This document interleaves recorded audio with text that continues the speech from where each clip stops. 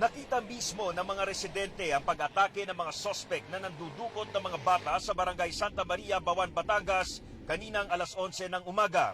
Si Nanay Fe nanginginig pa sa takot habang ikinikwento kung paano muntik nang matangay ng mga sospek ang 5 taong gulang na anak niya sa tapat ng bakery sa highway. Wala ang bumaba.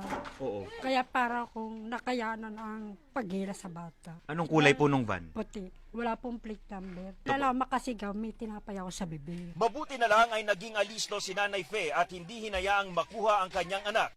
Isa lang ang bumaba. Ngayon hinawakan ko. Yay na rin mabalian. Basta buhay at nasa amin. Napabitawan niya. Pero dalawa ang bumaba, baka hindi ko makayanan. Naialama agad ang insidente sa pulisya pero hindi dumaan ang mga sospek sa checkpoint sa highway. Aminado ang pulisya na nababahala na sila sa pagkakasunod na pagkawala ng mga bata sa Batangas. Kaya binuo na ang Task Group Batang Anghel na mangunguna sa pagresolba sa mga insidente ng pagdukot. Nag-aalala rin ang mag-asawang Leoncio at Rosemary Cadevida. Hindi pa kasi nakakauwi ang 16 anyos silang anak na si Samantha na maagang umalis papuntang Batangas State University kahapon. Ayon sa pulisya, dinukot din si Samantha at isinakay ng mga sospek sa van.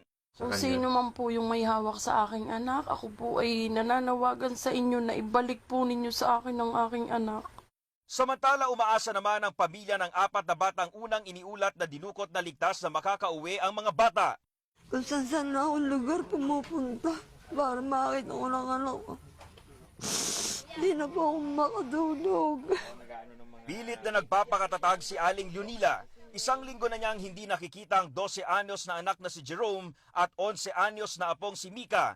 2 sa 4 na batang dinukot ng umano'y mga armadong sospek at isinakay sa van noong Huwebes sa Bawan, Batangas. Siguro magulang din sila, may mga anak. Bakit naman nila nagagawa ang gano'n sa mga bata? Sana'y makonsensya man sila. Napilitan namang umuwi mula Hong Kong ang domestic helper na si Shirley para hanapin ang anak na si Robin na isa rin umano sa mga dinukot na bata.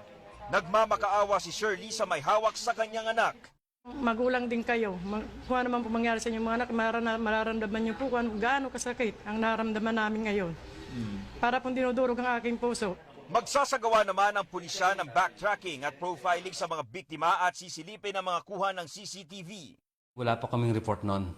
So, na-picture lang sa TV Patrol nung September 1, Tuesday.